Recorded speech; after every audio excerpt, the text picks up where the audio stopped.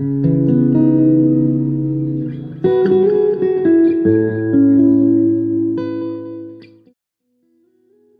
to the Forgotten Frontier. My name is Siami and I'm your host. Today, we have a very special guest with us, Dr. Seilen Haokip. He is the spokesperson of KNO, Kuki National Army. As we all know, Manipur has been in a crisis situation for the last 2 years. Dr. Seilen has just returned from Delhi after his talks with the government, and we are so happy that he stopped by at our studio. Good afternoon, Dr. Seilen. Welcome to the Forgotten Frontier. Jamie, pleased to be here too at the Forgotten Frontiers studio for this podcast session. Um, let's get to the point. With respect to the Kukizo people's political demand, the center has been engaged with us since 2008, but until 2023, our demand was different from after May 3rd, 2023. So I think in this podcast, we will not go back to the pre-3rd May political demand scenario, etc., and go, say, from post-3rd May 2023.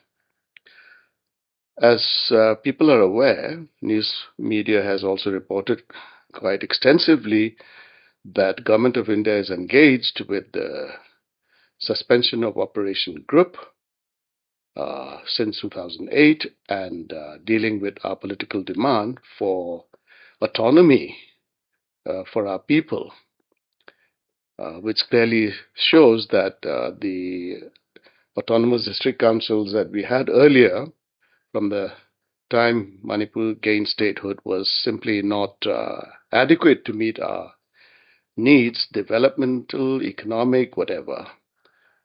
And now, let me come back to the post 3rd May event because otherwise it gets drawn out too extensively. SOO deals with ground rules, which are very important, and there's a preamble for the ground rules agreement, which is about the settlement of any dialogue within the constitutional framework of India. And now that our demand is for separate administration defined constitutionally or with the provisions there defined as union territory with legislature, necessarily now that government has taken the initiative to resume the engagement with SOO group, the ground rules of SOO needs to be revisited in view of the shift in our political demand from what it was earlier, Territorial Council, to now, Union Territory. And so this revisiting of the SOO ground rules are important not only to us but also to the government, because we are not fighting the government. The government is looking at the overall situation within the country as a whole to find an amicable solution for to address our grievances. And so government has this perspective concerning SOO, which they understand are important to make certain changes, such as reduction or adjustment of consolidation of existing designated camps of the UPF and KNO. They total 14, 7 each, and government wants us to reduce by 2 each. So they have submitted a proposal, not pinpointing which existing designated camps must be or should be in its proposal closed.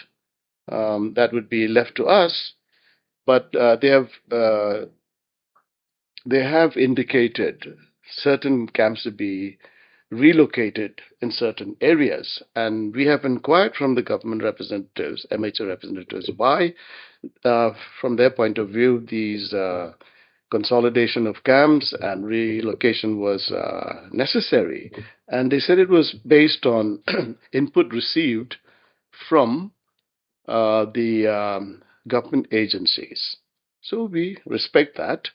And we have looked at their proposal, and that discussion took place when government wanted to go forward with our issues and initiated this meeting in Delhi on the 9th of June. So this issue was discussed, and having looked at and talked about the government's proposal, we said, uh, fine, we need to also consult our constituents regarding our proposals, something that we can't decide in Delhi on the 9th. So we concluded that meeting, agreed to resume on the 16th of May with proposals from our side, which happened on the 16th of May. And our proposals have now been given to the government. We have agreed to consolidation of the CAMs from 14 to 10, which will mean that UPF will have 5 CAMs and KNO will have 5 CAMs. And we have juxtaposed our proposal vis-a-vis the proposal of the government in terms of relocation areas. We of our own have decided on which camps we would close in order to reduce the numbers from 7 to 5 each. UPF has done its setup, and KNO has also done. And now, after the 16th meeting and our proposals being looked at the meeting with government's earlier proposal, it was decided that, okay, these are what both the government and the SO group has brought to the table. And the MHA representative said this is a matter that needs to be decided following the usual practice when SO is signed of a joint recce to be carried out with respect to the proposed relocation sites or closure of consolidation process of CAMs from 7 to 5 each.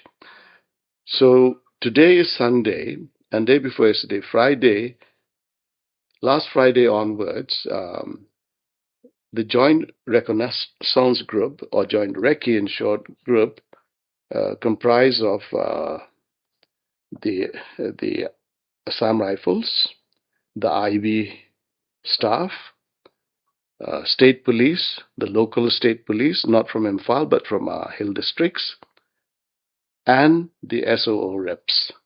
So far I have had verbal reports of the team, the recce team, visiting a few of the sites proposed, but we haven't got a full report yet. Today being Sunday, I don't think any of that activity would be going on.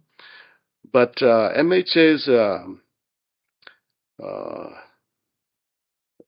directive, if you like, or the time frame for this process was to complete it within a week.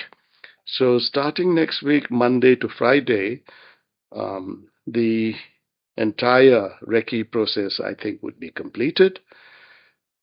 Following which, the Army would send that report to MHA, and when MHA is ready, they would hold another meeting to deliberate on the report of the recce teams. And there, I'm sure there will be further discussions required to make sure that both sides have come to an agreement on the consolidation from 75 to the relocation of certain camps. I say this because after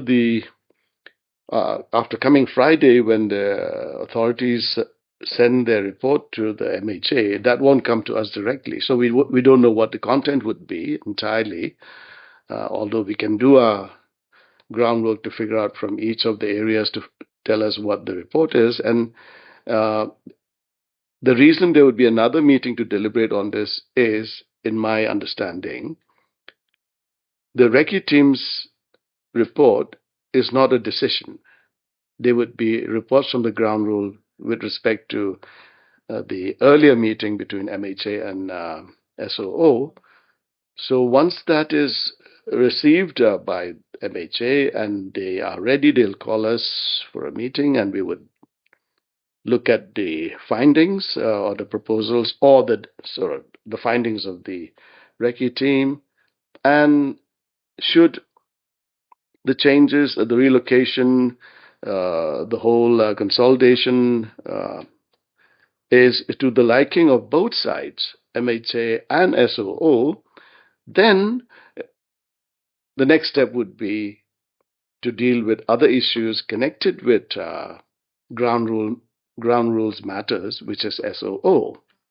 Once all that is set with the ground rules agreement, then I'm sure, yes, MHA would have certain other associated proposals, such as free movement or any other points they might bring after the next meeting or at the next meeting. Then we'll take it all systematically, step by step, thereon. Yeah. The eventual target, of course, is to get on with the political dialogue, which is the only way to go forward. This is SO ground rule matters are technical and they're to deal with the ground issues so that there'll be no sort of discordance between, agreed ground rules and what uh, goes on or what would take place in terms of the political dialogue, which will be purely political. And on that note, I'll just make a comment or two in brief. Uh, September 1st, 2023, we had submitted a formal demand in writing to the government. So once dialogue resumes after the SO ground rule matters settled, then uh, we would expect to hear from the government not a direct response, but what they would have to say about our political demand, and thence will commence, if you like, the actual negotiations on the political demand subject, and that is the target. And just another comment about SOO. With respect to UPF and KNO, we are not particular about the SOO issue anymore. It is more a requirement by the government. We could do without it. We could go straight into the talk because our demands are within the Constitution of India, and we want this to be expedited because our people are languishing in relief camps, and we don't want bureaucratic or procedural file matters to consume too much time. But however, that being our stand, the government wants to adopt this process, and we say, okay, fair enough. We comply. We'll go, along with that. As I said, if you like, ideologically, we are not fighting the government of India. Government of India is not fighting with us, but the situation being such where we are an armed group for reasons best known to people because of the local environment, I suppose government wants to adopt a process which they deem fit the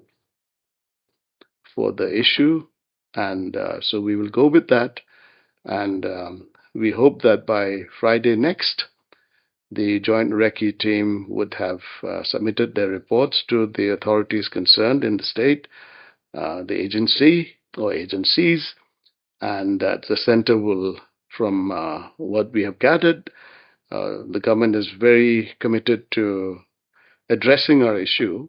2 years is a long time, and they, I'm sure, are embarrassed in a sense that not blaming the center, that there are forces at work that want to um, impede, disrupt this process for reasons that benefits them or suits them, and all that government has to deal with.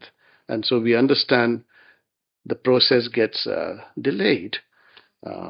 And we hope that the people who are listening to this podcast will appreciate the efforts that the government is making, SO people are making, and the whole purpose is to take the issue forward, initiated by the government of India. The fact that they have invited us on the 9th of May and the 16th, and the process has started, shows that government is serious about resolving this matter. So they are taking those steps, to have this dialogue, which will precede political talk. And I think this is necessary. There is quite a lot of objection from the valley and from the majority community regarding these talks. We have seen, you know, some amount of criticism and objection.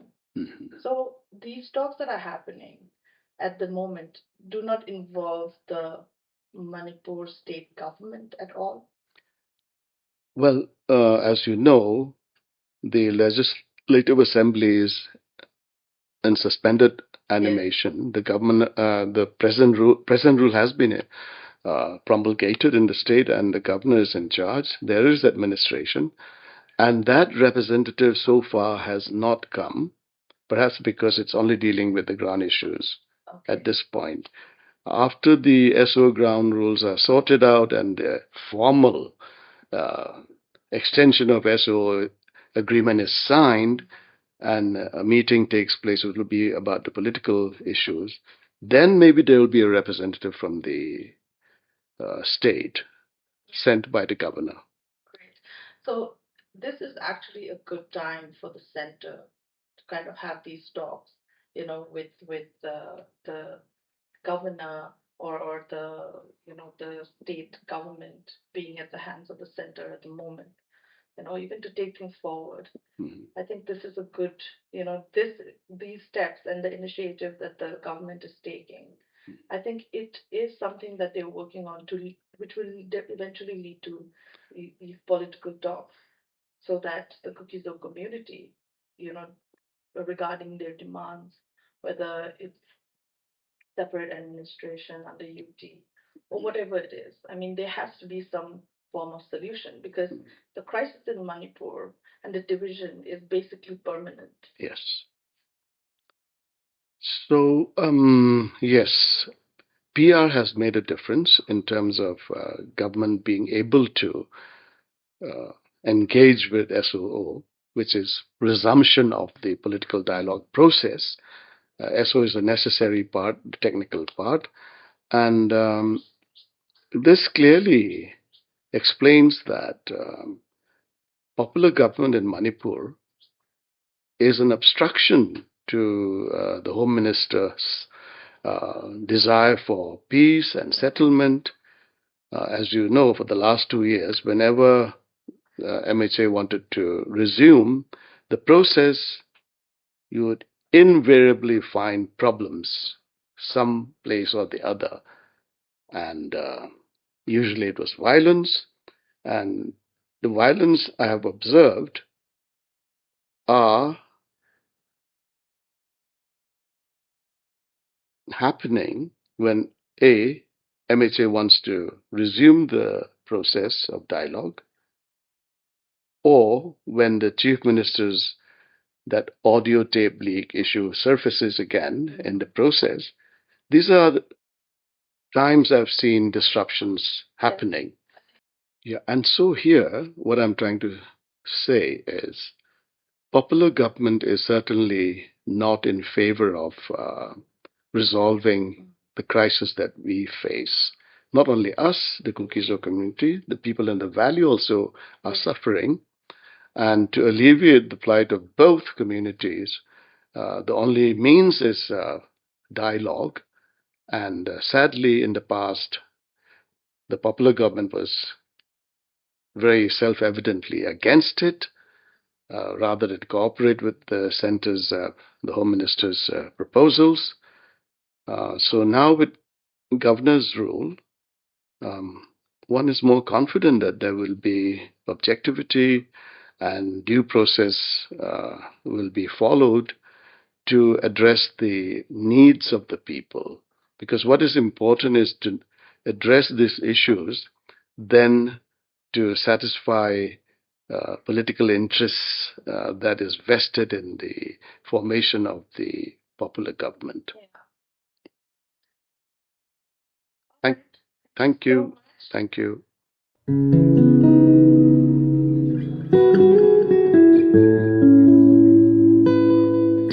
Thank you, Dr. Seilen, and thank you to everyone who is listening. We have 2 other episodes on our series on Manipur. There's the playlist. You can go there, and I hope you would watch them. And you would join us in our next episode. Thank you for watching.